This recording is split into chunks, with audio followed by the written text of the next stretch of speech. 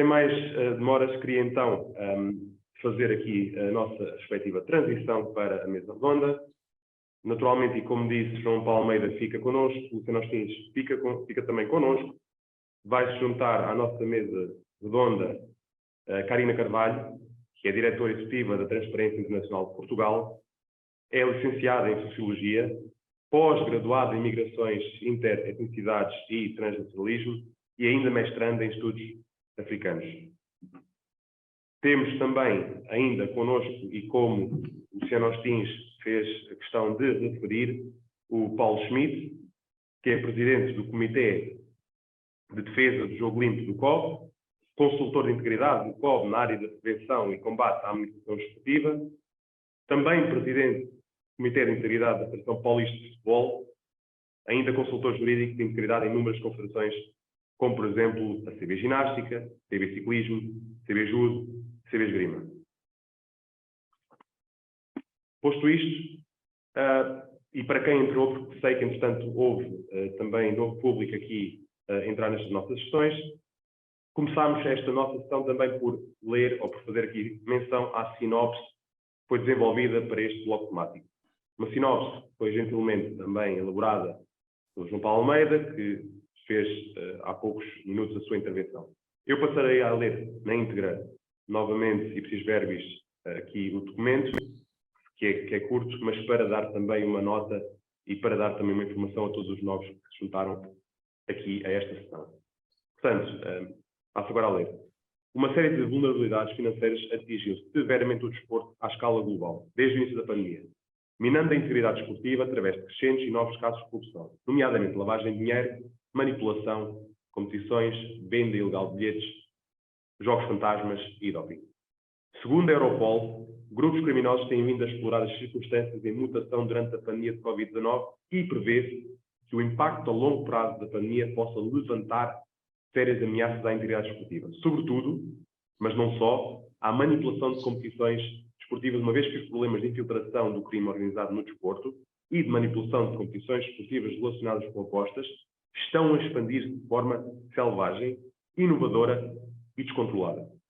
Dado que as investigações e sanções relacionadas com a fraude desportiva se multiplicaram na Europa, a partir de 2020, naturalmente com o ressurgimento das competições fantasmas, com o mero propósito de apostar, as apostas ilegais continuam a ser um fator acrescido de corrupção grave, complexo e tecnologicamente sofisticado para os órgãos de polícia criminal. Isto de acordo com o barómetro de corrupção desportiva, transformando o desporto num terreno altamente vulnerável e fértil para a infiltração criminosa, que floresce com rendimentos elevados e riscos mais baixos. Eu posso agora cumprimentar os nossos dois membros de mesa que se juntaram então agora a nós, passando diretamente aqui a palavra ao Paulo Schmidt, que será quem irá fazer aqui a moderação desta mesa redonda. Muito boa noite a todos, ou boa tarde, né, no Brasil. Queria dizer que é uma honra poder participar desse evento, Marathon e Ética Summit. Acho que é um tema extremamente importante, relevante, atual, necessário, desafiador. Falar em integridade, eu classifico a face interna e a face externa. A face interna foi a palestra do meu amigo de tantas batalhas, o Dr. Luciano Ostins, que é o diretor jurídico do Comitê Olímpico do Brasil, quando se fala em governança, ética, transparência, compliance. E a face externa, o Dr. João Paulo foi também muito feliz na sua intervenção, que abordou um dos elementos da face externa da integridade, que é o combate à manipulação de competições. Junta-se a esse elemento de face externa o doping, abusos e assédios, que é um tema também muito relevante e recorrente no meio esportivo, e preconceito e racismo, que é algo que nos também é muito caro no mundo todo, com espetáculos extremamente dantescos e que entristece a humanidade quando se fala em preconceito e racismo, notadamente no futebol. Eu estou tendo a oportunidade de trabalhar com o Comitê Olímpico do Brasil, como bem falou o Dr. Luciano Ostins, e em função do que a gente já vem desenvolvendo há muito tempo, na época em que eu era procurador-geral do Superior Tribunal de Justiça Desportiva do Futebol e faço hoje na área de integridade na Federação Paulista de Futebol. Nós temos números avassaladores no Brasil, preocupantes, em que dão conta de uma média de 80 a 90 partidas manipuladas de futebol em 2021, e esse número já foi ultrapassado em 2022, aqui na metade ali, desde julho, agosto desse ano. Então, nós temos um trabalho ali de contenção na Federação Paulista de Futebol, com programas de integridade. Eu faço esse trabalho com as confederações que têm a oportunidade de atuar. E, como bem colocou o Luciano, a gente faz um trabalho desde 2021 no Comitê Olímpico do Brasil. O que mais toca nesse processo todo, que recomendações das organizações esportivas internacionais, principalmente, é que a gente tem que trabalhar sobre 3 pilares, que é a adequação de normas, que a gente já vem fazendo há algum tempo, a parte educacional e a parte de denúncias e plataformas de investigação, processo e, eventualmente, sanções nesses temas. Todos os temas eles têm esse mesmo viés, esse mesmo procedimento, essa mesma metodologia. E também, como bem colocou ali na palestra principal do Dr. João Paulo, o que a gente chama de atletas embaixadores, né? Aqueles atletas que podem dar, inclusive, testemunho do que vivenciaram. O que a gente percebe, e a gente tem participamos com o Comitê Olímpico do Brasil no maior evento de integridade do mundo, que se discute vários temas específicos, que é o Play the Game, esse ano foi na Dinamarca.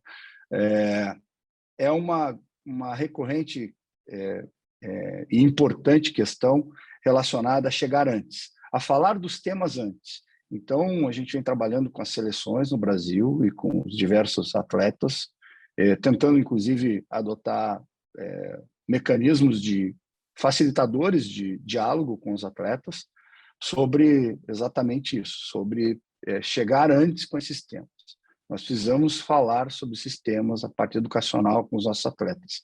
Não pode acontecer, como verificamos nos vídeos mostrados na palestra principal, em que o criminoso chega antes, o assediador chega antes, a violência, a fraude chega antes do que a prevenção. Então, a gente precisa estar trabalhando muito na questão educacional. A gente está falando de questões extremamente relevantes para o esporte, que se resumem hoje na parte da face externa da integridade, que é fraudes e violência.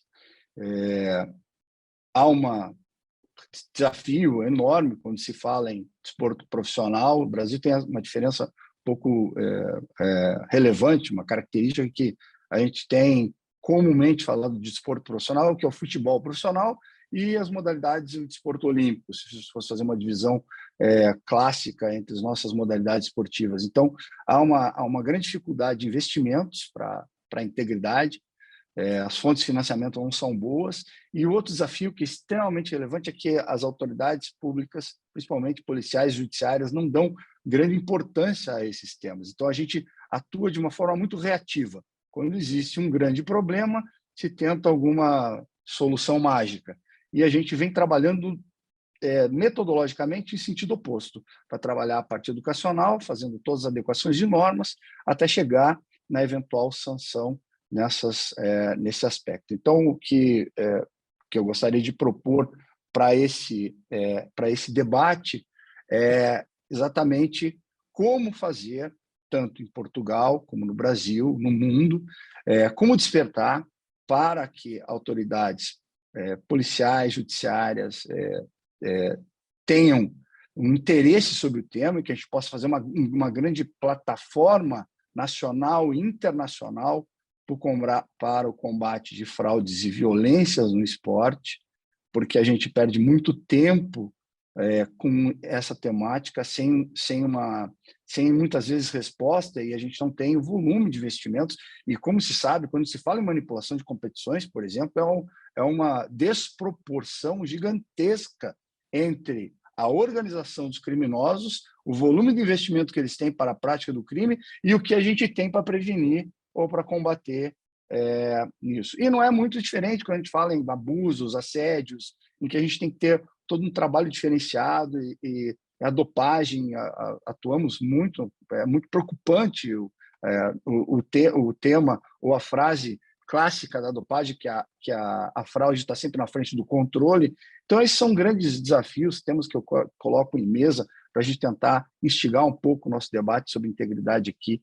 Imediatamente eu vou passar a palavra para a minha colega que chegou junto comigo aqui, a Karina Carvalho, da Transparência Internacional de Portugal, que é uma organização não governamental, que é aquele olho externo das organizações esportivas, que como ela nos enxerga e como ela vê esses temas para o nosso debate. Karina, a palavra está contigo. Obrigado, pessoal.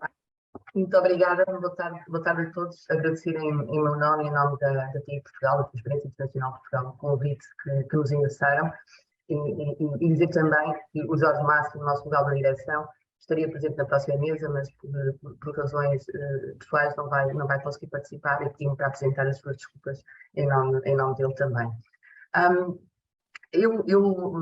primeira coisa que vos gostava de dizer era aquilo que o Paulo Espírito começou inicialmente. Nós não somos uma organização desportiva e, portanto, olhamos para o fenómeno de fora, não é? Para aquilo que são as questões da integridade do desporto, mas, sobretudo, aquilo que ameaça a verdade desportiva e que ameaça, essencialmente, que o desporto seja aquilo que todos nós queremos, não é? Que é uma área que forma caráter, que forma pessoas. Eu posso dizer-vos que eu fiz desporto quando era mais jovem e ainda hoje sinto que muito daquilo que é a forma como eu encaro a minha vida, como eu encaro os desafios que vou encontrando, até profissionais, decorrem dessa formação de base, não é? Dessa formação inicial que tive em tenra idade.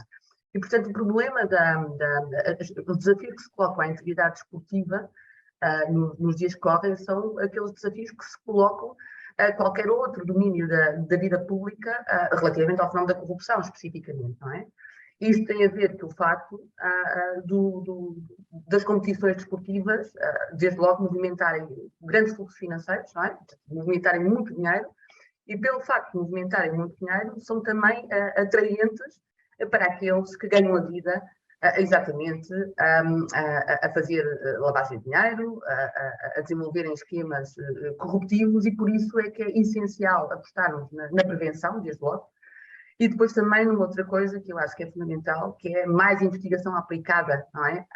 Àquilo que afeta o desporto. O Marcelo Moriconi, que é investigador do ISCTE e que trabalhou connosco num projeto chamado Anti-Match Fixing Top Training, portanto era um projeto destinado a prevenir o match fixing através da formação. Ele diz muitas vezes que é necessário termos uma abordagem holística ao fenómeno do match fixing, e eu acho que é necessário ter uma abordagem holística a tudo aquilo que impacta negativamente o desporto, sobretudo na área da corrupção. E isto tem que ver, obviamente, com o facto de, se olharmos, por exemplo, ao desporto profissional, ao desporto amador, nós podemos pensar que a escala determina desafios diferenciados, mas a verdade é que em algumas localidades, por exemplo, o clube desportivo é um grande centro de poder, não é? Um grande centro de interesses e que, portanto, pode também estar igualmente sujeito à captura de interesses que não são os interesses desportivos. E, portanto, embora seja uma questão de escala, eu acho que os desafios são semelhantes em larga medida. O NODC, que é o Departamento das Nações Unidas que se dedica à prevenção e combate à corrupção, lançou um relatório global sobre a corrupção no desporto, o que eu aconselho toda a gente a ver, porque é muito interessante, é um documento exaustivo e salienta, obviamente, a aposta na prevenção. Como se dizia inicialmente, os malfeitores estão sempre um passo à frente, não é? E, portanto, se nós não prevenirmos a corrupção, o desvio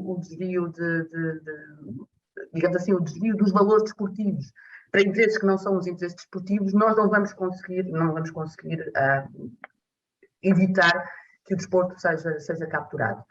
Mas para isso, eu creio que, desde logo, é fundamental que o universo desportivo reconheça as debilidades que tem, reconheça que pode ser capturado por esses interesses, e, portanto, esta Ética Summit é crítica e é relevante também para isso, não é? Para discutirmos de forma aberta aquilo que são os problemas que impactam o universo desportivo, e, por outro lado, também é preciso mais capacitação para os agentes e os atores desportivos para a prevenção e combate à corrupção e, sobretudo, estarem capacitados para prevenir fenómenos como match fixing e outros. E, portanto, eu acho que isso é crítico, e podemos, eventualmente, aproveitar aqui em Portugal movimentos complementares. Portugal, por exemplo, aprovou uma estratégia nacional anticorrupção, e se calhar é interessante nós percebermos tudo aquilo que está a ser feito em outros domínios da vida pública, trazermos as boas práticas também para a área desportiva,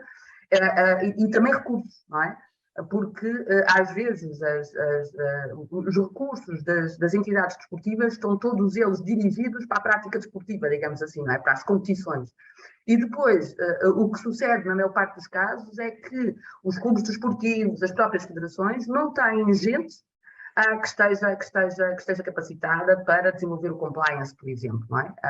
Não temos integrity officers em todas as federações, isto é um facto. Não temos integrity officers em todos os clubes desportivos. E, portanto, o que sucede é que, quando estamos a falar, temos que prevenir, mas se não capacitarmos as instituições, essa prevenção nunca se materializará, não é? E, portanto, eu acho que seria fundamental nós falarmos mais sobre isso, sobre capacitação e formas de desenvolvermos essas competências internas. E, portanto, estou muito feliz por participar neste painel e sem dúvida alguma, que vou aprender imenso também. Muito obrigada. Obrigado, Karina. Passo a palavra agora ao João Paulo. João Paulo, tua temática é muito próxima do meu dia a dia aqui no combate à manipulação de competições. Mas a gente sabe que existem outros temas de integridade igualmente relevantes e os desafios são cada vez maiores. Como é que o Comitê Olímpico de Portugal vem tratando toda essa parte de face interna, compliance, governança e também dessa dificuldade que, como bem colocou a Karina, de a gente ter recursos humanos suficientes em tantas áreas de controle que a gente está tendo que ter, né? Controle interno, controle externo das nossas ações, e também por combate à manipulação de competições, à dopagem, a abusos, assédios, racismo e outras fraudes e violência. Fica a bola no teu pé. Obrigado, amigo. Obrigado, Paulo. Cumprimento também a Karina, que chegou há pouco. E a bola fica no meu pé. Eu costumo dizer o seguinte: também nós aqui agimos de uma forma mais reativa, conforme aconteceu no COP, do que proativa. Procuramos mais apagar o fogo do que tratar da floresta. É um desafio enorme que se coloca ao Comitê Olímpico de Portugal. Porquê? Porque pese embora a enormidade de sessões que fazemos, nomeadamente junto de atletas, junto de pais, junto de árbitros, junto de equipas, até em municípios, que são órgãos de governo local aqui em Portugal, onde se reúne o tecido associativo local, é um trabalho que depende da boa vontade das pessoas, depende de haver alguém que esteja desperto para esta realidade. E normalmente as pessoas só estão despertas para esta realidade quando passam por um problema, tirando casos muito excepcionais. E, portanto, a capacitação, como dizia a Karina, é absolutamente essencial, mas nós temos que forçar essa capacitação. Nós temos que, desculpa em inglês, nós temos que fazer o forcing do enforcement. E há meios para isso. E os meios para isso é, por exemplo, como já se faz em alguns países, seja para a manipulação dos resultados, seja, por exemplo, para um problema que ainda há pouco tempo arrebentou em muitos países, e Portugal não ficou alheio a eles, que foi a situação do abuso e do assédio. É preciso que estes conteúdos façam parte obrigatória do Plano Nacional de Formação de Treinadores, desde o nível mais básico até ao nível 4, atletas que treinam treinadores que treinam atletas de topo. Tem que haver medidas concretas.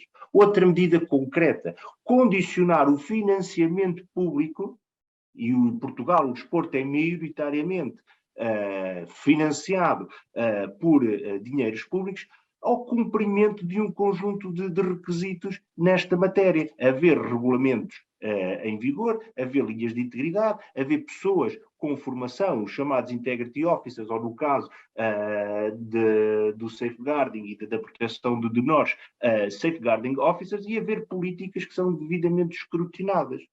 Porque é preciso também ter em conta a realidade do tecido esportivo aqui em Portugal, que é maioritariamente composto por voluntários, por pessoas que doam o seu tempo, e nomeadamente são pessoas que já chegaram à reforma, ou então pessoas que têm um compromisso com a comunidade e doam o seu tempo para, no fundo, carregar às costas um clube. Temos que ter essa realidade, temos que ter presente essa realidade. E quando mudamos para uma federação ou para uma associação regional, que supostamente já deveria estar num outro nível, constatamos que essa realidade ainda ocorre. Constatamos que a organização depende de 2, 3 pessoas que doam o seu tempo. E, portanto, capacitar esses indivíduos é algo que não é fácil. É algo que, ou se força esse processo de capacitação, ou se está dependente da boa vontade. A boa vontade aquilo que leva a chegarmos, como o Paulo dizia, a chegarmos depois dos criminosos, a reagirmos em vez de prevenirmos. Portanto, eu olho para estes problemas com uma realidade muito orientada para a ação. Nós temos que forçar a capacitação das pessoas, temos que forçar o compliance, utilizando instrumentos, porventura, se calhar mais severos, condicionar o financiamento público, obrigar a que estes conteúdos façam parte da formação de agentes desportivos, mas também outras coisas que, por exemplo, entidades externas o podem fazer, que é promover boas práticas. E sabemos que o desporto é competitivo também fora do terreno de jogo. O que é que eu quero com isto dizer? Uma organização desportiva que vê a organização ao lado a ser reconhecida, a ser premiada, a ter um selo de qualidade, como, por exemplo, falava o Luciano há pouco, se calhar procura tirar a cabeça fora da areia, como eu apresentei ali no meu slide, e despertar para essa realidade e começar a fazer um trabalho a par e passo com organizações que lhe possam dar algum apoio. E termino aqui a minha reflexão com isto. Muitas vezes as organizações, nós somos tentados a elaborar planos estratégicos, a fazer a aplicação de guidelines do COI, da ODC, etc., que no papel efetivamente são fantásticos, mas depois esbarram na cultura de fechamento da organização, com níveis e níveis de camadas de cultura de silêncio. O desporto nisso é muito semelhante, eu não gosto de fazer comparações, mas vou abrir aqui uma exceção à igreja. Há uma cultura de silêncio, existe aquela frase aqui em Portugal que é: o que se passa no balneário fica no balneário, e portanto é muito difícil começar a romper essas barreiras por dentro das organizações esportivas, e portanto é fundamental entidades exteriores, como a TIAC, como o Play the Game, que tu falavas, independentes, poderem escrutinar o desporto, poderem nos dar informações. Por isso é que o Comitê teve projetos com a TIAC, para nós nos conhecermos a nós próprios, e não através do nosso preconceito, mas à luz de outras entidades que trabalham este fenómeno. E depois há aqui, por último, e com isto concluo, algo determinante, e viu-se muito no caso do Larry Nassar nos Estados Unidos, onde a linha de reporte falhou abundantemente. Os Estados Unidos tinham, em termos técnicos, uma linha de integridade de referência, onde o FBI falhou e tem o Departamento de Justiça agora à perna, porque não deram relevância a um conjunto de denúncias, e teve que ser um órgão de comunicação social a fazer um bocadinho o que se fez no Watergate, a pegar num conjunto de informações e pôr as coisas cá fora. E é absolutamente o papel da comunicação social, tem vindo a ser determinante para se quebrar este muro de silêncio. Este código de silêncio, que não é apenas, eu até diria que a manipulação de resultados, se calhar, destas novas formas de violações à integridade, é aquela que está um bocadinho mais avançada no escrutínio público. Como se a gente for, por exemplo, às violações de direitos humanos, aos direitos da comunidade LGBTQI+, Por exemplo, às questões de transgéneros, etc., vive-se então num completo manto de opacidade que torna difícil implementar projetos e programas que no papel efetivamente são muito concretos e eficazes, mas que têm enormes barreiras em termos culturais, porque, como eu disse, a cultura mata a estratégia ao pequeno almoço e é absolutamente necessário, e eu vejo isto mais, infelizmente, de fora para dentro do que dentro para fora, começar a quebrar estas barreiras. Obrigado. Obrigado, João Paulo. Obrigado. Luciano, agora é a tua vez. A gente tem uma história de trabalho na área disciplinar, justiça desportiva. O Brasil tem uma realidade um pouco diferente sobre nesse aspecto de julgamento, processo de julgamento de infrações disciplinares. E o Comitê Olímpico do Brasil, o desafio, imagino, tudo que você apresentou, foi a adaptação de um novo momento vivido pelo mundo da área de integridade, na área de compliance, na área de transparência, da expectativa da sociedade brasileira e do mundo em geral sobre parâmetros eficazes de honestidade no esporte.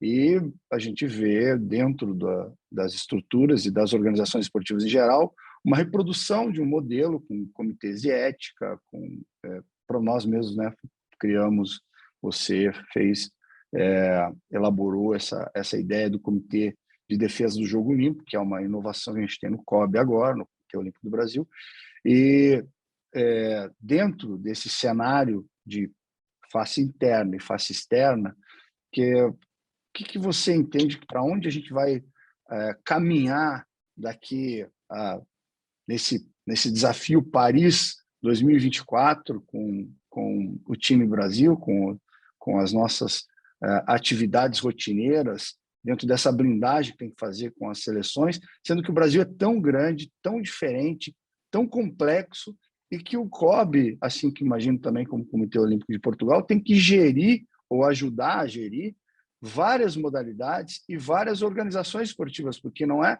só o comitê que faz isso. As confederações, no nosso caso são chamadas confederações, tem todo um trabalho de desenvolvimento, e isso tudo é um sistema piramidal e hierárquico, muitas vezes, onde o problema que acontece lá numa confederação de uma determinada modalidade reflete em todo o sistema e todo o trabalho do COB. Qual é a tua análise, a tua visão sobre esse aspecto, Luciano? Boa tarde, Paulo. Satisfação estar com você nessa mesa, também a Karina, uma satisfação estar aqui com você, dividindo esta mesa. Renovo ao João Paulo meus cumprimentos. Eu acho que relativizar a corrupção é difícil, mas é importante definir a corrupção. E é importante a gente levar. Eu tenho acompanhado aqui no chat muitos comentários dos participantes do evento, falando justamente da educação, né? De onde se principia a consciência do que é certo, do que é errado, no lidar com aquilo que é um bem de terceiro ou que é um bem público. E a gente vê, como naquele vídeo que o João Paulo exibiu, que muitas vezes o atleta acaba sendo envolvido numa situação sem consciência de que está praticando um ato de corrupção, que está praticando um crime, que está praticando algo em contrariedade à ética e ao jogo limpo. Ora, só perder para poder fazer com que seu time baixe de divisão, para facilitar a compra por um terceiro, para que ele possa receber o salário dele. Olha a situação em que um atleta acaba sendo envolvido. Não estou aqui, por isso que eu volto a dizer, não quero relativizar a corrupção e não quero contextualizar, mas é importante a gente entender que essa educação ela vai ter que começar a abordar essas pequenas nuances do que é certo, do que é errado, tanto na manipulação de resultados, na manipulação de competições, no doping, onde às vezes o atleta acha que mero comprimido para dor de cabeça, né? E aquilo pode gerar um resultado analítico adverso. Então, nós vemos que estas situações são situações que têm que ser amplamente discutidas, mas principalmente levar ao conhecimento de todos. O Paulo, ele destacava a questão do assédio e do abuso. Quando entramos no Comitê Olímpico do Brasil, não era no âmbito do Comitê Olímpico do Brasil, mas de algumas entidades de administração do desporto, existiam os problemas de abuso e assédio, e estabelecemos também, em parceria com a ONU Mulheres, uma política de combate ao assédio, ao abuso, né? Políticas propositivas também de inclusão da mulher no contexto esportivo. Então, tudo isso faz com que a gente traga para o universo, essa discussão traga para o universo do esporte o conhecimento e, principalmente, a consciência daquilo que pode e daquilo que não pode ser feito. O trabalho desenvolvido na parte de manipulação de resultados, com uma discussão muito ampla pelo Paulo Schmidt na liderança desse processo lá no Comitê Olímpico do Brasil, ele principia na educação. E esse é um trabalho que nós temos feito constantemente. Todas as delegações, todas as missões, aquilo que nós chamamos de missões, que é quando as equipes vão para fora do Brasil competir nas competições sul-americanas, pan-americanas, olímpicas, nós promovemos uma série de palestras para assegurar que o atleta esteja consciente do seu papel no combate ao doping, no combate à manipulação de resultados, no combate ao assédio e ao abuso. É aquilo que a gente chama, no contexto geral, do projeto de esporte seguro. Então, são ferramentas que nós trazemos para que o atleta, não é só o atleta, o dirigente também, todos têm que fazer esse curso. Quem viaja tem que fazer o curso, para que todos possam ter consciência do que são esses riscos, do que são essas mazelas, de como identificar e combatê-las na prática. Obrigado, Luciano. Acho que a gente podia também debater um tema que eu acho relevante, porque tem a ver com esse formato, né, do Panathlon, que é reunir países de língua portuguesa, né? Eu acho que isso é uma coisa que a linguagem, às vezes, é uma barreira para a gente poder trabalhar determinados conteúdos. Então, gostaria de saber, vou começar pela Karina, o que ela acha de uma plataforma mais harmônica, coesa, coerente, de debates e ações, né? Ações, atividades específicas nos países de língua portuguesa nessa temática de integridade. Obrigada, Paulo. Eu acho muito bem, e até partilhar convosco, a circunstância de nós, em 2017, iniciámos uma rede informal de ONGs anticorrupção no contexto da CPLP, exatamente pelos mesmos motivos. Porque existem desafios e oportunidades que são comuns aos países da CPLP, mas também pelos laços históricos que estabelecem entre esses países, não é? E na área da corrupção, basta ver pelo caso do Andalix e outros que vamos conhecendo, a corrupção é transnacional, não é? E afeta países, há fenómenos que se iniciam em alguns países da CPLP, passando por Portugal, e portanto as ligações são comuns. Mas se calhar, se me permite, eu ia um bocadinho atrás, porque ouvi com muita atenção aquilo que o João Paulo, o Luciano e o Paulo também partilharam, que é a dificuldade que temos de instituir standards, não é? E existir, digamos assim, um modelo ou uma abordagem que seja comum aos diferentes agentes desportivos e às diferentes entidades, mas eu acho que o facto de termos uma abordagem top-bottom, e o João Paulo vai desculpar por questionar um bocadinho aquilo que estavas a dizer, mas é porque parece-me, e nós estamos a notar isso agora, com a implementação do novo Regime Geral de Prevenção da Corrupção, é que nós podemos ter, digamos assim, um enquadramento definido, muito bem regulamentado, como existe agora. Todas as empresas com mais de 50 trabalhadores são obrigadas a ter um programa de cumprimento normativo, mas o facto é que essas empresas não estão capacitadas para implementar esse programa de cumprimento normativo. Portanto, eu acho que se calhar convinha nós começarmos pela base de compliance, que é mapear riscos. Um clube, uma federação, dependendo até do desporto, da modalidade, tem riscos diferenciados. E é preciso, sobretudo, que as pessoas, dentro das organizações, falem sobre esses riscos, mas falem sobre esses riscos de uma forma aberta, sem tabu, não é? E sem preconceito. Isso, para mim, seria o primeiro passo. Porque uma das coisas que nós vamos notando também com o trabalho que fazemos nesta área e noutras, é que a formação, para ser consequente, ela tem que ser incorporada, não é? E quando eu digo incorporada, é mais embodied. Desculpem-me o inglês também, não é?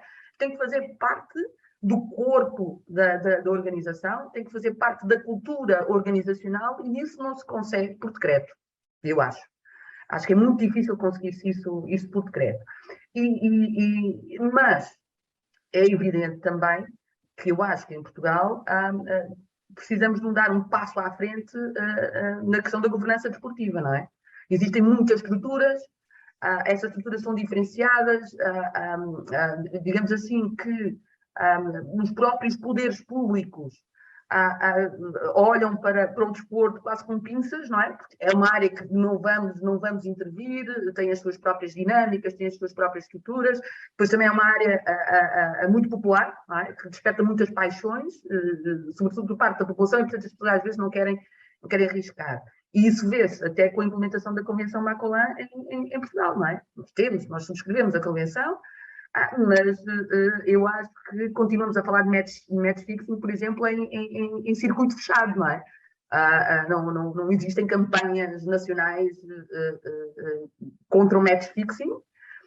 O Plano Nacional de Ética Desportiva não fala muito do match fixing, digamos assim, começou nos últimos anos a dar mais atenção.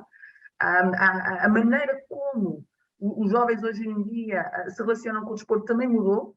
Por exemplo, fala-se pouco ainda dos desafios e dos riscos no e-gaming, por exemplo, e nós temos muitos jovens a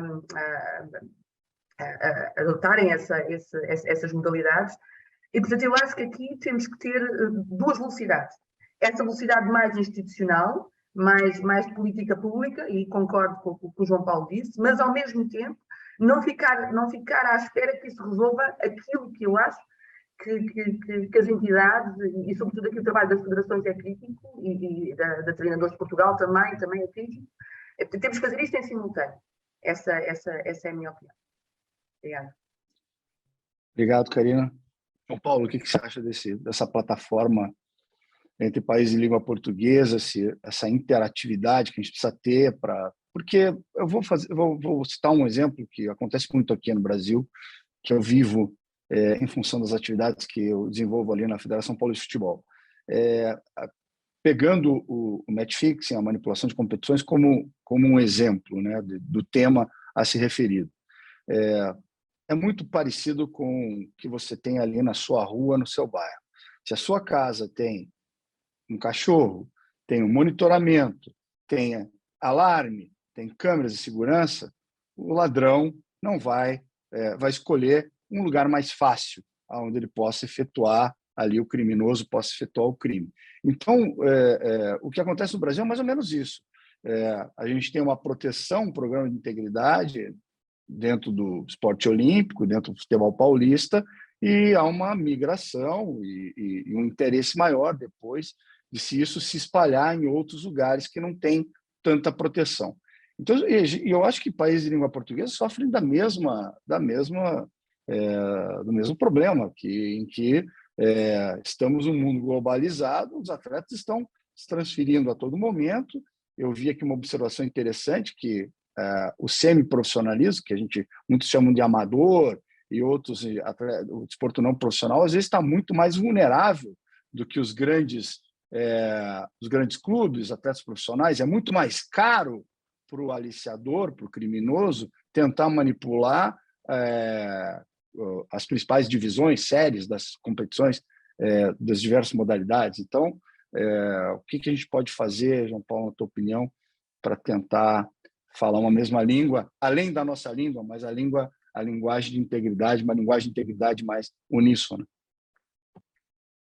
Bom, em primeiro lugar, alguma coisa nós já fizemos, porque sob a égide do Comitê Olímpico Internacional, eu próprio já dei 2 sessões, 2 workshops a comitês olímpicos. O Brasil também participou, estarás recordado disso, com a Interpol, no fundo, para começarmos a desbravar esse terreno, nomeadamente nos nossos irmãos de língua oficial portuguesa em África, onde alguns destes temas ainda são uma realidade mais longínqua do que em nós. E esse trabalho teve, no caso do Comitê Olímpico de Portugal, teve consequências, porque começámos a cooperar de uma forma mais regular com esses comitês olímpicos, ao ponto de, por exemplo, nós também aqui em Portugal fazemos, é obrigatório haver uma formação para cada uma das missões portuguesas que vai aos Jogos Olímpicos, e começámos, no fundo, a fazer esse trabalho com alguns comitês, nomeadamente Cabo Verde, foi o mais recente, para os capacitar neste domínio, para dar formação às suas delegações e também para trabalharmos na alteração e na atualização dos seus regulamentos e das suas normas, de acordo com os referenciais que a Karina estava há pouco a falar. Mas há aqui uma dimensão que a mim me parece muito importante sublinhar nesta questão da cooperação. É que muitos dos problemas de integridade assumem nuances diferentes nos vários países. Por exemplo, em África, as questões de manipulação da idade, as questões de manipulação da identidade têm um peso muito maior do que tem, se calhar, no Brasil ou em Portugal. E está, de alguma forma, já documentadas enormes ameaças que isso coloca de algumas modalidades, ver atletas, porque o sistema de registro de nascimento lá tem um conjunto de debilidades, ver atletas mais velhos do que o escalão de competição onde supostamente deveriam estar a participar. Outra questão que aí sim existe uma transmutação, uma mudança que afeta também depois estes problemas na Europa, é o tráfico de menores associado ao desporto, vindo da América Latina e vindo de África, com aspirações junto de crianças e jovens de que, passando aqui por um clube de transição, e Portugal é uma espécie de plataforma, uma porta de entrada, o jovem irá depois jogar num dos clubes de topo da Europa. E depois o que é que vemos? Vemos a apreensão do passaporte desses jovens. Quando não têm rendimento desportivo, ficam em condições de enorme vulnerabilidade e quase numa espécie de escravidão perante as mãos de supostos intermediários. E aí sim, eu acho que esta cooperação, esta plataforma, tem uma dimensão não só de trabalharmos os temas que, de alguma forma, são comuns, são transversais, mas aqueles onde existem especificidades próprias em cada um dos países, em cada uma das culturas. Eu estava-vos a ouvir a falar, e, por exemplo, a Transparência Internacional todos os anos faz e divulga um estudo sobre a percepção da corrupção. E as questões da percepção da corrupção não estão desligadas de aspectos culturais. Aquilo que nós, muitas vezes, na Europa, consideramos e até normativizamos como corrupção, não é, por exemplo, no Sudeste Asiático. E eu sei do que estou a falar, nomeadamente quando está ali a trabalhar na área do jogo e das apostas. E, portanto, a cooperação é absolutamente essencial para garantir uma maior harmonização neste tipo de trabalho, porque, conforme vocês disseram, as questões e as ameaças à integridade não têm fronteiras, são cada vez mais globais, mas têm a forma como elas nascem em cada um dos continentes, estão ligadas a aspectos culturais e a questões de janelas de oportunidade próprias do funcionamento das instituições de cada um desses países. E, portanto, eu aí concordava em absoluto com essa sugestão. Mas isto leva-me também a pegar na observação da Karina. há aqui um aspecto importante que eu quero voltar a sublinhar.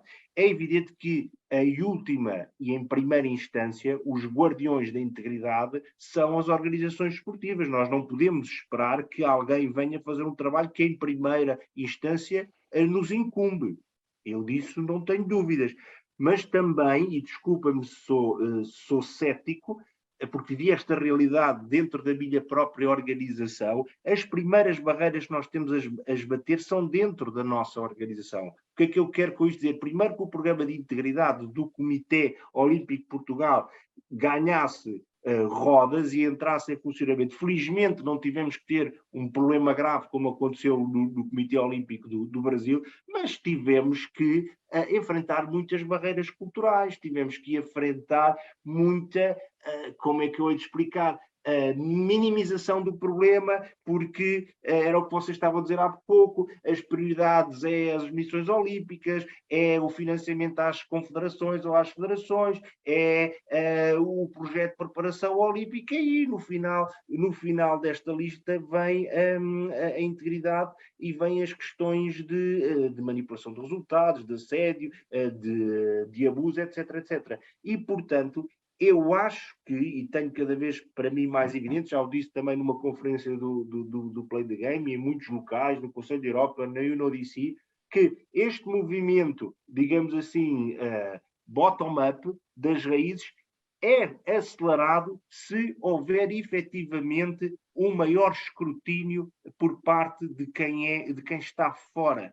E o que nós vimos, por exemplo, no rescaldo dos escândalos que se passaram nos Estados Unidos e que se passaram no Canadá, é que eles montaram linhas de integridade depois e organizações que escrutinam a atividade dos comitês olímpicos e das federações fora do universo desportivo.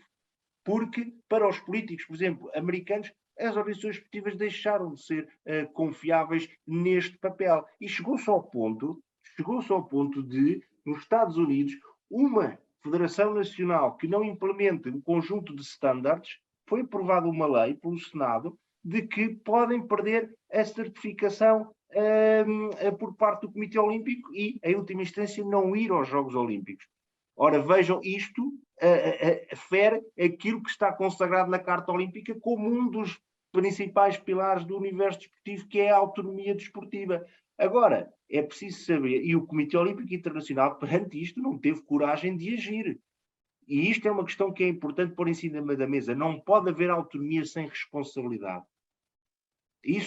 Aquilo que as organizações desportivas reivindicam sempre, uma espécie de sacrossanta autonomia do desporto devido às questões de especificidade que o desporto tem, e que efetivamente as tem, porque é, por um lado, uma atividade económica que tem que ser regulada, mas também, por outro lado, é um bem público de enorme importância. Ouvimos aqui a Karina a falar dos valores daquilo que ela incorporou ainda hoje na sua vida devido ao desporto, portanto, também é um bem público a proteger. Agora, isso tem que haver uma responsabilização por parte das organizações desportivas, porque a cada denúncia que não é dada seguimento, a cada formação em que não é feito o follow-up, é um sinal que se está a dar para quem está do outro lado, para quem está a liderar organizações criminosas, que vale a pena continuar a insistir, porque estamos a mostrar as vulnerabilidades do sistema. E, portanto, na minha opinião,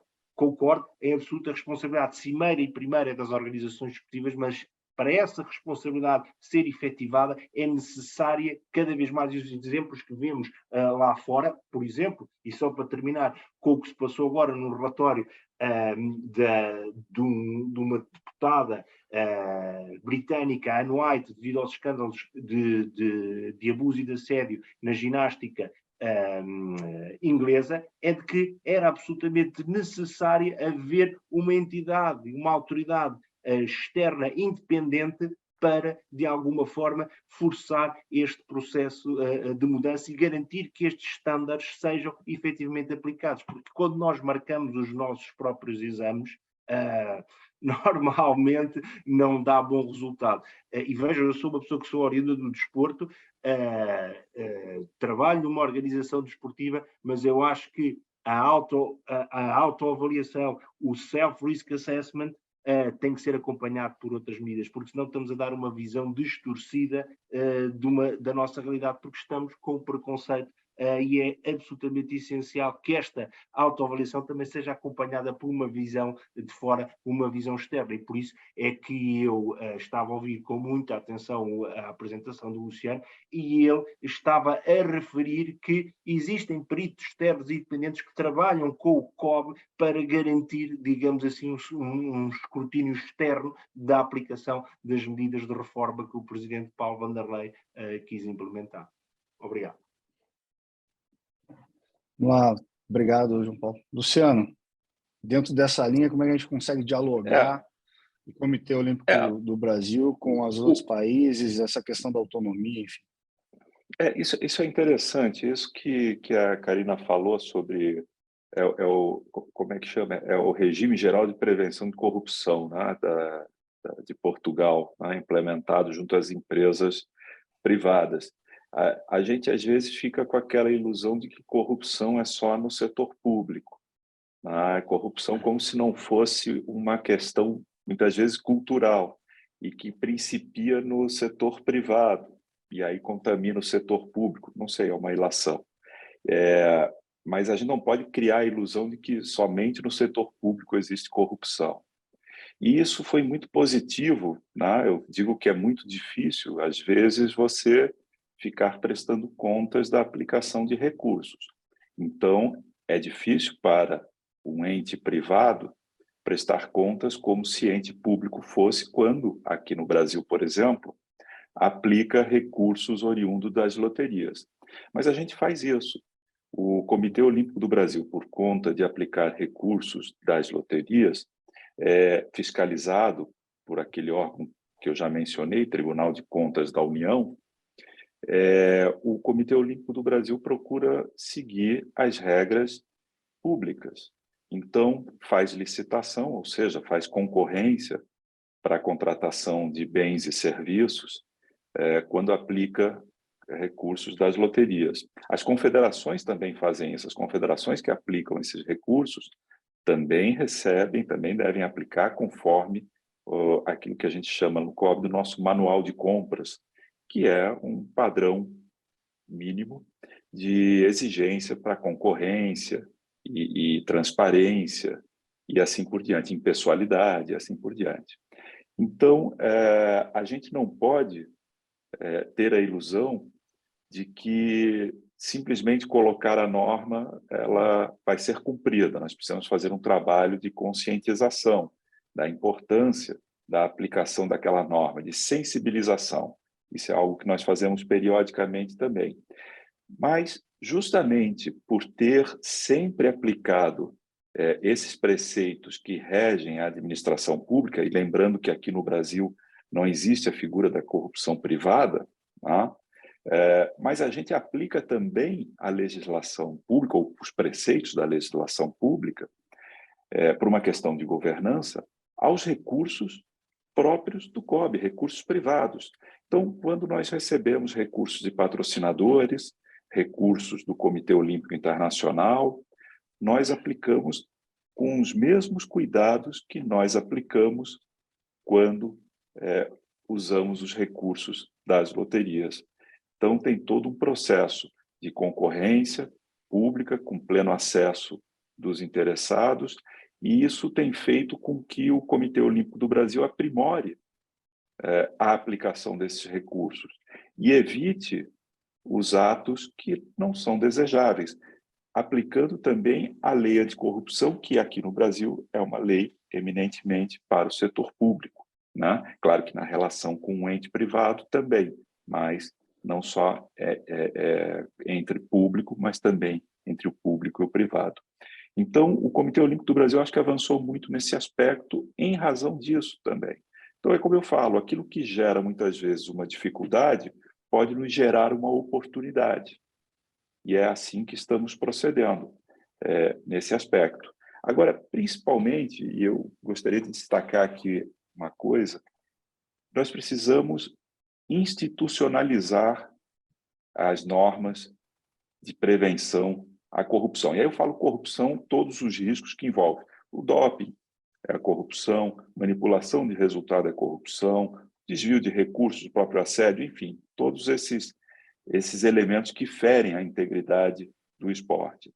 E nós precisamos institucionalizar, trazer para dentro das instituições, criar mecanismos internos e conscientizar aquele que opera esses mecanismos da importância da correta aplicação daqueles mecanismos.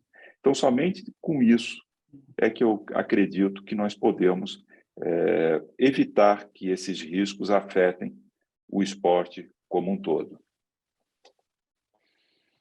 Pois é, a gente tem vários temas sendo suscitados no nosso chat aqui.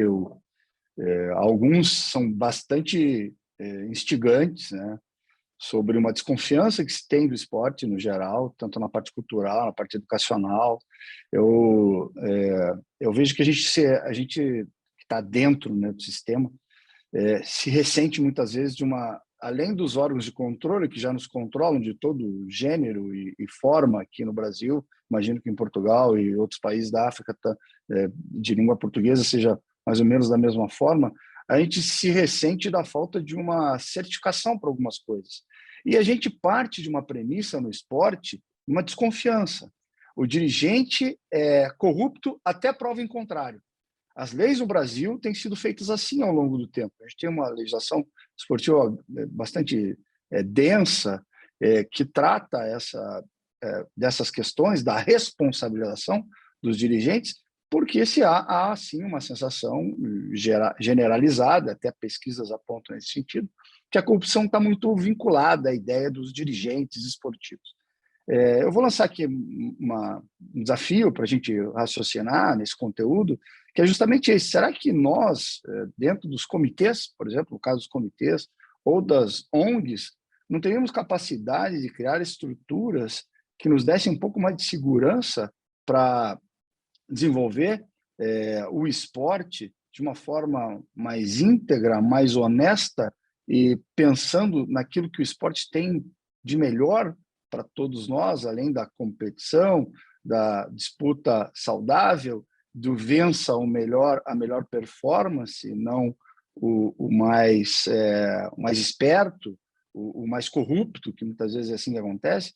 E quando a gente fala em fenômenos como manipulação de competição, a gente está falando em perfis que têm a ver com apostas ou finalidade meramente esportiva, como se disse aqui, em algumas questões. Então, Karina, estou passando a bola para você fazer aí uma análise sobre o que eu rapidamente falei aqui. Obrigada, Paulo. Como devem calcular, ao fim de 6, quase 7 anos a trabalhar a corrupção todos os dias, não sou uma pessoa assim muito, muito otimista, não é? Porque os escândalos sucedem, é difícil, mas nós não podemos baixar os braços, não podemos desistir e, portanto, embora seja complicado por vezes, o que se passa muitas vezes, isso acontece na minha atividade profissional, é que os passos que se dão, embora sendo passos sólidos, os resultados tardam a chegar, não é? E portanto, o Luís de Sousa, que era o nosso primeiro presidente da direção, dizia que era uma corrida de fundo. Combater a corrupção é uma corrida de fundo. Assim como desenvolver a integridade é uma corrida de fundo. Não se consegue de um dia para o outro. Mas é preciso ter as estruturas sólidas. Para começar, para o kick-off. O João Paulo dizia muito bem, sim, é preciso que o desporto consiga refletir sobre si próprio de dentro, mas também permita que outros apoiem essa reflexão de fora, não é? Organizações da sociedade civil como a nossa, mas também outras organizações, por exemplo, quando a Transparency International há bem pouco tempo publicou um relatório chamado Sextortion in Sport, não é? A ligação entre o abuso sexual e o assédio sexual e a progressão no desporto e como isso é utilizado em muitos países do mundo e em muitas circunstâncias para traficar, digamos assim, a atividade esportiva, não é?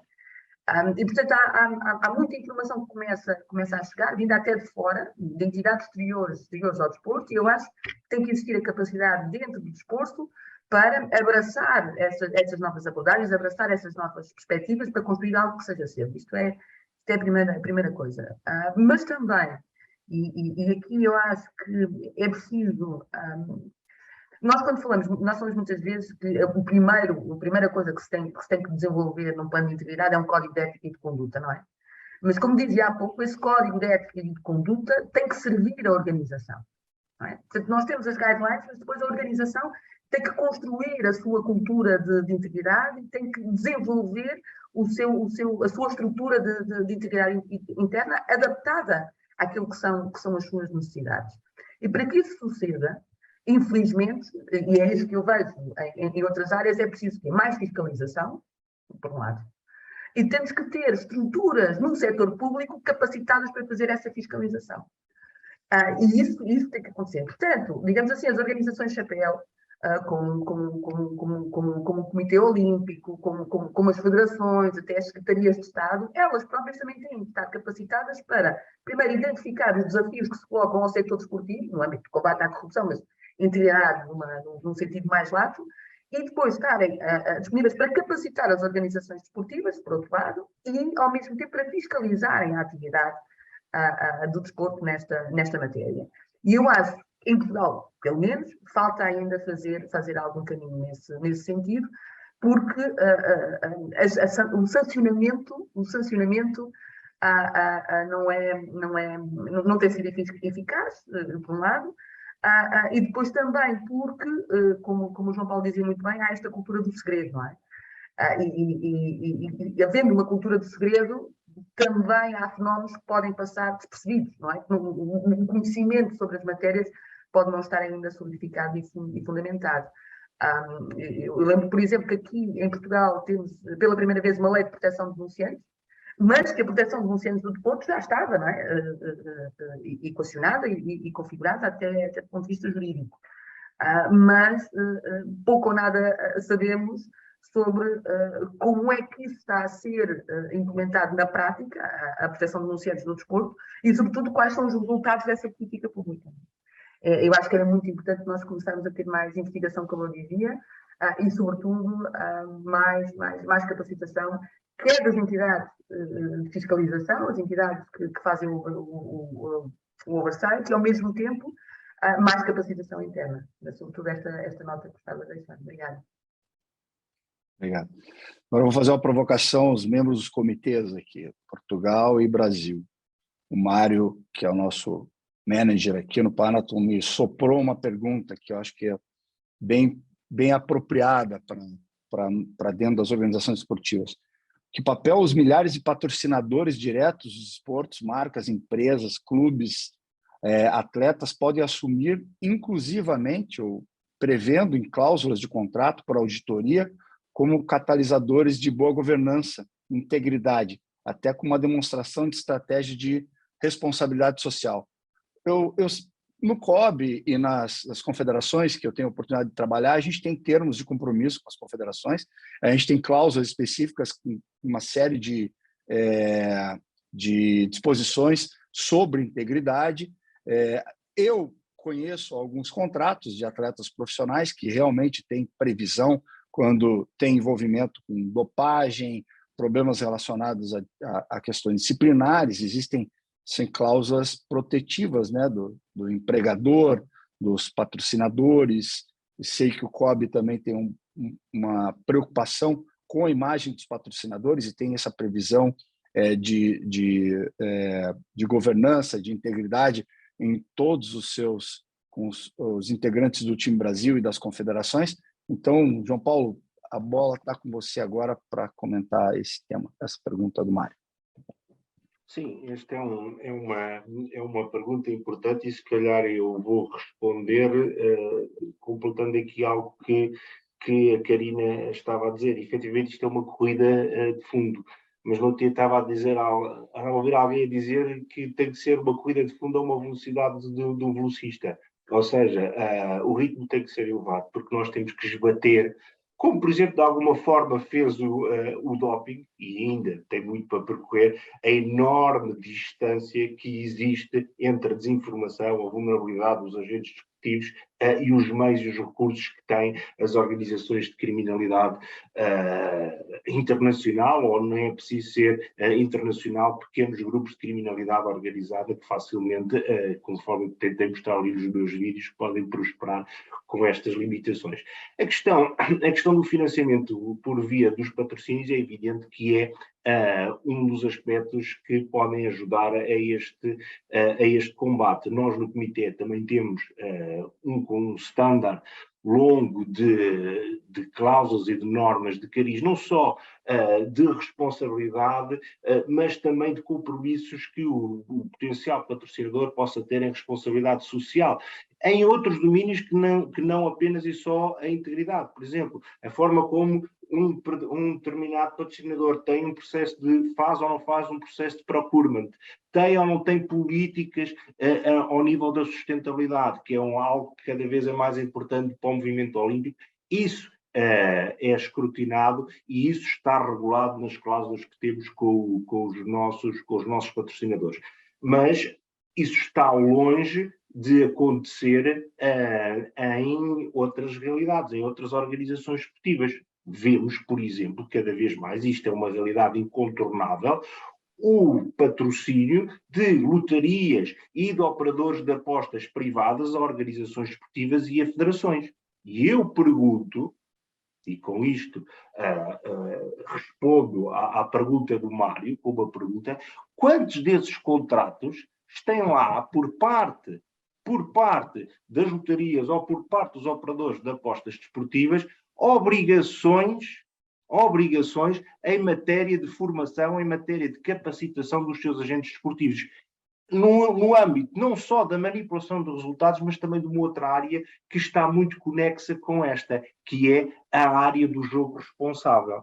Ou seja, a forma como, porque um atleta não está impedido, a não ser na sua modalidade de apostar, e portanto não vamos ter ilusões que não aposta, desde que seja maior pode fazê-lo, mas de que forma é que nesses contratos está previsto, digamos assim, formação em matéria de jogo responsável para evitar problemas de adição ao jogo, quando sabemos que existem evidências que há determinado tipo de públicos-alvo, por exemplo, pessoas que trabalham na banca, por exemplo, pessoas atletas que vivem numa grande intensidade, que o seu potencial de adição ao jogo é maior do que outro tipo de públicos-alvos. E, portanto, eu questiono, respondendo a uma questão com uma questão, do lado dos outros parceiros, nos contratos que fazem, nos contratos de patrocínio, quantos é que têm estas normas? E quantas organizações desportivas, digamos assim, quando estão a negociar um contrato de financiamento com operadores da indústria de jogo, exigem que essas normas lá estejam. É importante ter acesso. Eu, por exemplo, numa outra área, e só para concluir, Portugal esteve e sofreu bastante com a crise pandémica, e eu relembro que foi o próprio governo, para financiar o património em Portugal, que em plena pandemia abriu uma lotaria, uma raspadinha do património. A raspadinha é um dos jogos sociais de maior adição, porque o tempo que me dei entre a compra da raspadinha e saber o resultado é só o tempo de riscar. E isto foi feito pelos próprios poderes públicos, e portanto é preciso questionarmos toda esta realidade, e ou trabalhamos efetivamente numa perspectiva de concertação, e efetivamente a plataforma nacional que estava prevista numa convenção que o Estado português já ratificou em 2015 e já está em vigor desde 2019, está prevista na Estratégia Nacional de Corrupção, que já tem cerca de 1 ano e meio, creio eu, a Karina corrigir-me-á, e continuamos na mesma. Ainda não existe uma estrutura formal onde estas entidades troquem este tipo de informações, onde, por exemplo, haja uma coisa que é muito simples, mas que aqui em Portugal tem dificuldade em ser implementada, que é num eventual alerta de uma situação de manipulação de resultados, consiga cruzar o dado do agente desportivo que eventualmente apostou com a existência de uma conta dele com a sua identidade num operador de apostas licenciado. Existem sempre muitas dificuldades em fazer esse processo de uma perspectiva ágil, através de um mecanismo formal como é uma plataforma nacional de troca de informação entre estes stakeholders. Obrigado. Obrigado, João Paulo. Luciano, já vou emendar. Agora já vou emendar. vai emenda direto. Boa. Já vou emendar aqui. Vai lá.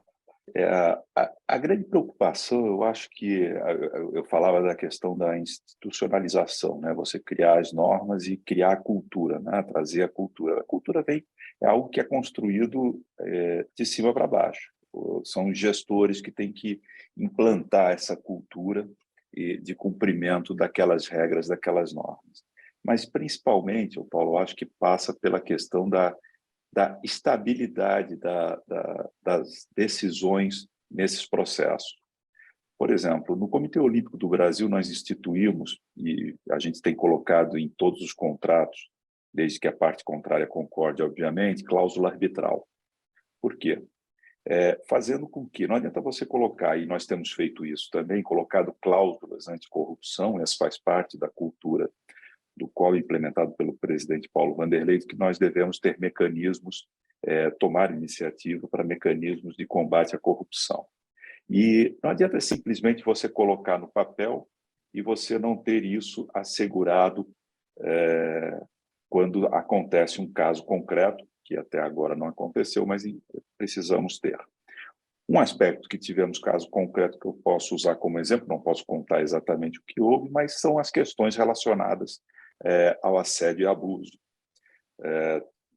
O Estatuto do Comitê Olímpico do Brasil prevê a possibilidade de arbitragem nessas decisões dos seus órgãos colegiados, e o Conselho de Ética é um deles. E, por conta disso, tudo aquilo que é decidido pelo Conselho de Ética deve ser submetido a um processo de arbitragem, caso a parte não se contente com o resultado com o resultado do julgamento do Comitê de Ética. E tivemos um caso recente de assédio, em que uma pessoa foi sancionada, foi punida a pena de banimento pelo Conselho de Ética, e essa pessoa recorreu ao judiciário, ao Poder Judiciário Público, o que não é adequado, porque, segundo as regras do Comitê Olímpico do Brasil, ele deveria se submeter à arbitragem. E qual é a nossa preocupação com relação a isso, aonde eu quero chegar? É que, muitas vezes, quando você vai para o poder público, para o judiciário, você tem um magistrado que não conhece a realidade esportiva. E é aquilo que falávamos antes aqui, de que você tem elementos do esporte que muitas vezes não são do conhecimento do público em geral. A manipulação de resultados, em especial, é uma matéria que dificilmente o judiciário, alguém de fora do esporte e alguém que não conheça essa matéria, vai poder trabalhar, enfrentar e compreender. Então, a nossa preocupação foi justamente buscar a arbitragem para fazer com que as decisões possam ter uma estabilidade, para que elas possam atender à sua finalidade e para que elas não venham a ser revogadas ou reformadas no âmbito do judiciário comum. Então, isso também falando de corrupção e de todos aqueles elementos de ameaça do esporte, passa por isso, por assegurarmos que os nossos processos decisórios internos, naquilo que diz respeito à sanção, a aplicar sanções, punições a todos os infratores que se desviam daquela finalidade, que isso possa ser assegurado até a sua efetividade, até o final da sua aplicação. Então, esse é um dos aspectos que passa por aí. E eu quero destacar aqui também o papel importante do Compliance Officer. Nós temos a figura do Comitê Olímpico do Brasil, do Compliance Officer, que acaba passando por ele a revisão de todos os contratos. Então, além daquelas cláusulas com patrocinadores, claro que quando você estabelece um contrato com um grande patrocinador, uma grande empresa, em geral as grandes empresas já têm no seu escopo de contrato, de relação com outras empresas, as suas cláusulas anticorrupção, de integridade e assim por diante. Mas a gente tem procurado implantar isso em todos os contratos que celebramos. E aí isso passa pelo Compliance Officer também, que faz uma verificação, que aponta todos os riscos na relação com aqueles que são contratados, sejam pessoas físicas, sejam empresas, seja patrocínio, seja prestador de serviço, seja fornecedor de bens e insumos. Então, isso é uma questão que, dentro do aspecto cultural, nós estamos implantando, nós já implantamos e estamos procurando aplicar sempre dentro do Comitê Olímpico do Brasil. Perfeito. Pessoal, a gente está indo para o final, né, do nosso debate. Eu não queria deixar de registrar aqui tantas intervenções que são importantes para a nossa análise e reflexão também. Vou fazer aqui rapidamente algumas referências. Silvino Cunha diz que criar desde pequeno uma consciência na criança, que não é possível vencer a qualquer custo, nosso adversário não é nosso inimigo, uma base boa de ética na formação, diminuiria os casos de manipulações. Paulo, deixa eu aproveitar essa intervenção que você está falando, do Silvino, que eu vi aqui também no chat. Eu queria citar um exemplo com relação a essa questão dessa cultura que a gente tem que formar nas nossas crianças, principalmente pelo fator educativo que tem o esporte. Quando eu estava no tribunal do futsal, do futebol de salão, não sei se fala futsal nos países de língua portuguesa original, né? No português de Portugal é futsal também, né? E quando eu estava no tribunal, foi onde eu comecei, lá em 1997, já se vão aí 25 anos, e eu fazia um levantamento todo final de ano de como é que eram as infrações, muito embora as criancinhas elas não fossem imputáveis do âmbito da justiça desportiva aqui no Brasil, por força de previsão do Código Brasileiro de Justiça Desportiva, na época ainda era o CBJDD, né? Tinha o CBDF, CBDF, né, Paulo? E CBJDD, que eram os códigos, um para o futebol e o outro para os esportes amadores. E na aplicação do código, a criança não era imputável, mas ainda assim a Procuradoria de Justiça Desportiva oferecia denúncia e a gente fazia o arquivamento porque ela não era imputável. Mas isso era bom para fins estatísticos. E o que a gente podia constatar nas infrações, isso lá fazem 25 anos, que nas idades menores, lá para em torno de antes dos 10 anos de idade, a maioria das infrações eram cometidas pelos pais dos atletas, que indo para a quadra xingavam o árbitro, desrespeitavam os dirigentes, cometiam atos absolutamente insanos. 95% das infrações eram praticadas pela torcida, que geralmente eram os pais das crianças. E esse quadro ia mudando. Quando chegava na adolescência, existia um equilíbrio entre a infração dos pais e a infração praticada pelos atletas, e aí começava a ter uma preponderância da infração dos atletas em quadra, invertendo o índice, 95% passava a ser as infrações em quadras. Falo de infrações disciplinares mesmo, né? Desrespeitar árbitro, xingar árbitro e assim por diante. Então, a gente tem um processo de educação, de construção do atleta, que ele não começa agora no alto rendimento, ele começa na base, ele começa quando é criança, e que é um processo que deve ser observado. Eu vi que tem aqui um dos comentários também com relação à associação de treinadores, né, que criou o seu código deontológico e toda essa preocupação que existe aqui no Brasil. Nós temos a profissão de educação física, os técnicos, eles têm uma profissão regulamentada, então existe todo um cuidado no controle dos atos éticos praticados por esses profissionais, principalmente em quadra. Isso é importante. Então, nós precisamos ter uma construção que vem lá de baixo, desde a criança, mostrando a importância de praticar um esporte dentro das regras, de forma limpa, de forma adequada. Desculpe intervir assim no meio Imagina. da sua Não, fala, imagina. Paulo. Só para fazer alguns registros, né? Tiago Lourenço fala: será que os agentes esportivos têm interesse na investigação, lavagem de capital? Essa né, dicotomia entre investimento e a investigação, né? José Carvalho fala sobre a abordagem sobre capacitação, né, que tanto se falou aqui, a necessidade de a gente investir mais em capacitação. O fenômeno começa a aparecer força no semiprofissional, que o Thiago reforçou e eu também mencionei, e uma cultura esportiva desse fenômeno. O professor Luiz Horta falando que é um problema global, alicerçado em plataformas digitais.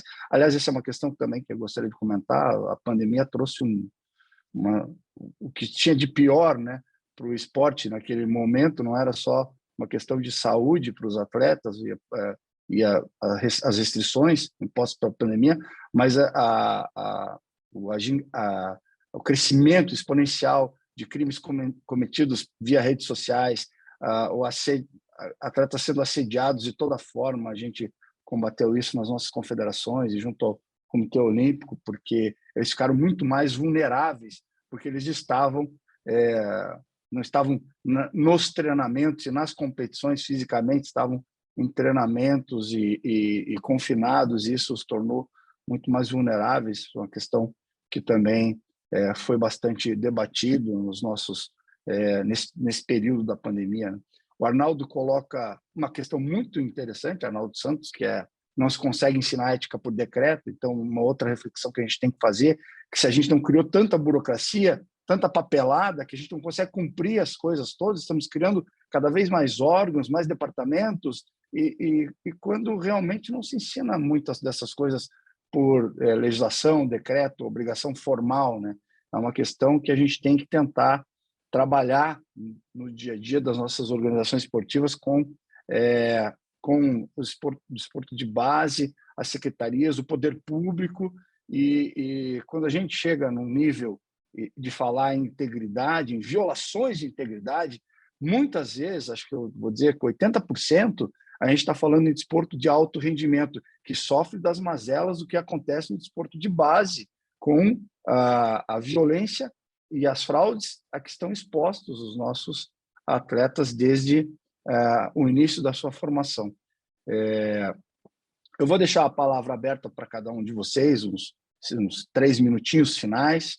E o Luciano me sacaneou, quero dizer a vocês, porque ele falou dos pais. Eu sou pai de atletas. Nesse momento, meu filho está disputando uma final estadual. Aí estou aqui com o coração apertado. O jogo está voleibol, está 2-2, tie break. Mas vamos lá. Então, com fé não que a gente teremos pode infração ganhar. Disciplinar. Não teremos infração disciplinar, ao menos desse pai. Ao menos desse pai. E olha, ser pai de atleta, eu tenho acompanhado as torcidas, realmente o conteúdo emocional parece que triplica quando a gente vê algumas manifestações e a forma de abordagem. Então, Karina, seus 3 minutinhos aí, 2, 3 minutinhos para concluir essa brilhante intervenção que você teve, João Paulo e Luciano, fiquem aí com cada um com 2, 3 minutinhos para a gente encerrar. Vai lá. Obrigada, Paulo. Eu, se calhar, agarrava um bocadinho nesta, está-se a falar dos pais, eu costumo dizer que o universo desportivo, acho que toda a gente concordará comigo, não são só as estruturas desportivas, não é? Estou a lembrar, por exemplo, em terras mais pequenas, em localidades mais pequenas, o clube, pode ser o clube de futebol, pode ser o clube de basquete, mas sim, o clube está sob muita pressão.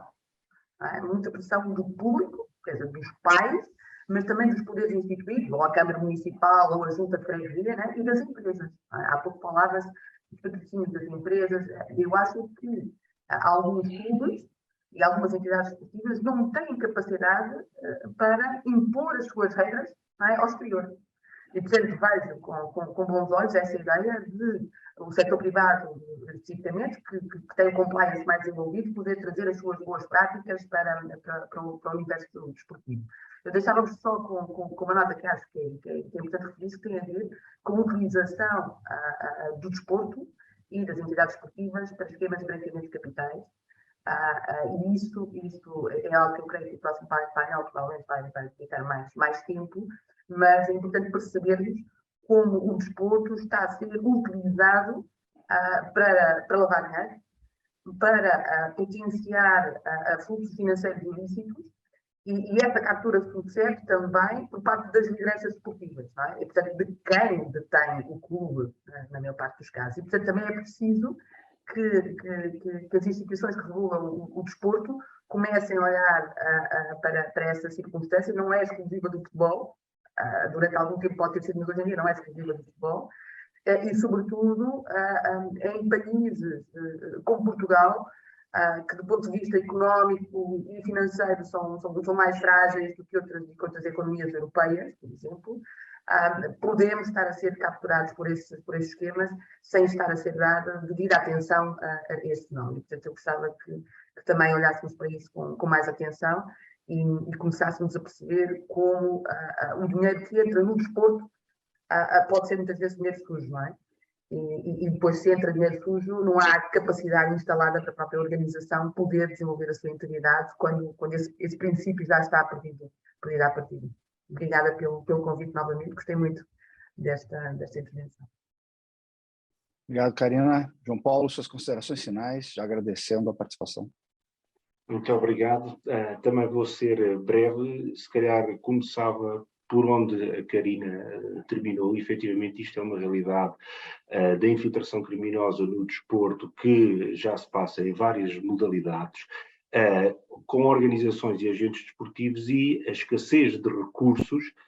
E muitas vezes até vimos aquele exemplo que eu dei do tenista no início da minha apresentação, que são modalidades onde para se subir no ranking é preciso recursos para ir ali e acolá, e é relativamente fácil quando não se tem apoios, e não é para viver acima das suas possibilidades, é para propósitos, digamos assim, que têm a ver com a carreira do atleta ou com o futuro de uma organização desportiva, rapidamente esquecermos aspectos de compliance, esquecermos princípios básicos, códigos de conduta, códigos deontológicos para, digamos assim, acautelarmos a uma necessidade urgente. E acreditem que quem está do outro lado sabe disso. É precisamente, parece que é nos momentos de maior fragilidade que nós temos que surge ali aquilo que pode ser uma janela de oportunidade e, portanto, facilmente caímos, quando falo caímos, falo no agente, mas também falo nas organizações desportivas e já para outro tipo de criminalidade mais complexa,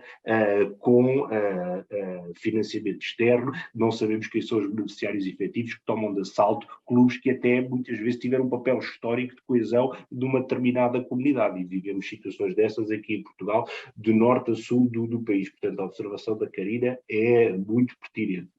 E eu depois queria finalizar com dois aspectos muito rápidos. Um relativamente ao treinador. O treinador, nomeadamente no seu nível básico, trabalha com crianças e jovens, não pode ser visto apenas como alguém que é um otimizador do rendimento desportivo. Isso não existe.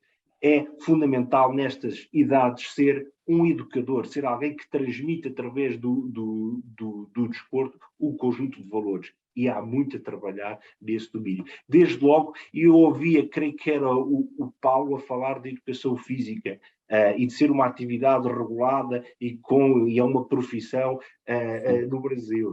Aqui em Portugal, a educação física ainda é um filho de um Deus menor no contexto escolar. É quase vista muitas vezes como uma espécie de prolongamento do intervalo.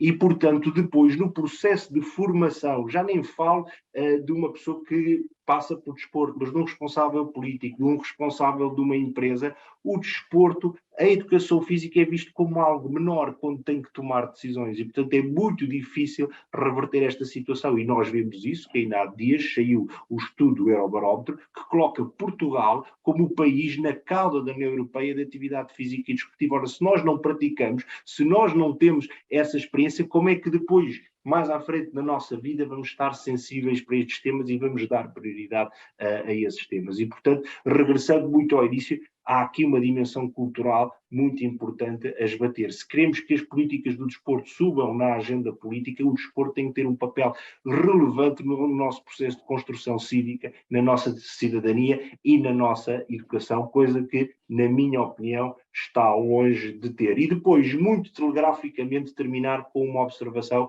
ao que o Luciano estava a dizer, e isto daria quase pano para um painel de debate só com isto, que tem a ver com a articulação entre a justiça desportiva disciplinar, que em última instância, como aqui em Portugal, existe o Tribunal Arbitral do Desporto, que no fundo é o órgão de recurso das decisões dos conselhos de disciplina das federações, e a justiça criminal aplicada pelos tribunais. Eu creio que as coisas têm que caminhar a par e passo, porque a corrupção é crime e, portanto, tem que ser escrutinada do ponto de vista disciplinar pelas organizações desportivas, quando há uma sanção desportiva, mas também sabemos que muitas vezes envolve terceiros, como eu disse na minha apresentação, que estão fora da jurisdição das organizações desportivas e, portanto, têm que prestar contas perante o Tribunal do Estado.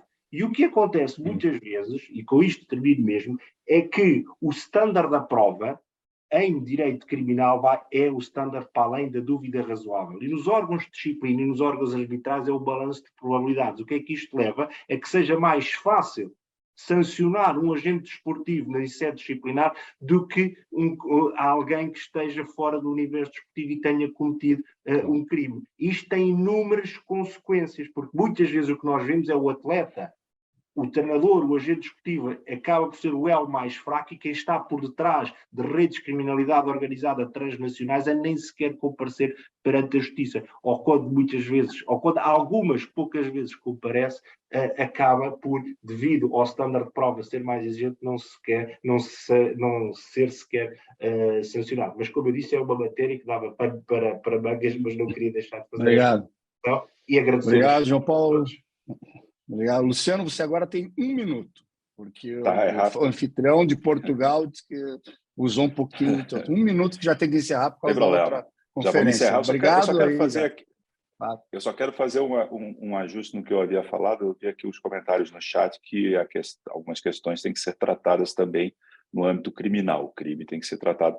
O que eu quero dizer é que muitas vezes uma determinada atitude ela tem repercussão esportiva no âmbito das instituições e tem repercussão pública. Então, naquilo que diz respeito à decisão de sanção, de punição no âmbito da justiça desportiva ou no âmbito das instituições esportivas, isso deve ser punido e por isso que é a arbitragem para essas questões.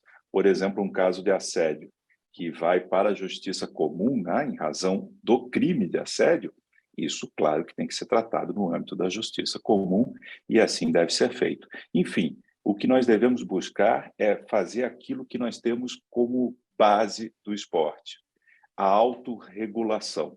Nós temos poderes, nós temos força e nós podemos fazer, mas precisamos fazer com responsabilidade e de forma a levar à efetividade. Muito obrigado mais uma vez a todos, obrigado pelos meus companheiros de mesa, ao Paulo por ter coordenado essa mesa e a todos que participaram e deram as suas contribuições. Fico à disposição para qualquer comentário posterior. Muito obrigado, forte abraço a todos. Obrigado, Luciano. Vou passar a bola já direto para o Fábio por causa do tempo e quero dizer o seguinte, eu nunca fui mediador, o Fábio que me colocou nessa roubada e já me desculpo se eu cometi algum equívoco. Obrigado pela oportunidade, Fábio, Mário, todos do Panathon, Jorge, obrigado mesmo. Ora bem, muito obrigado a todos. Acho que foi uma mesa muito, muito interessante. Tivemos aqui, vamos ficar certamente com muitos pontos a reter e para pensar e elaborar. Antes de fechar, gostaria de agradecer o apoio de todos os parceiros do Ética Summit 2022, IPDJ, a Fundação do Desporto, a Confef, o Panathon Distrito Brasil e a FMH, também o apoio dos partner media, portanto, a Bola, Sport Magazine e a RTP, e naturalmente também o nosso parceiro digital é do GEPS.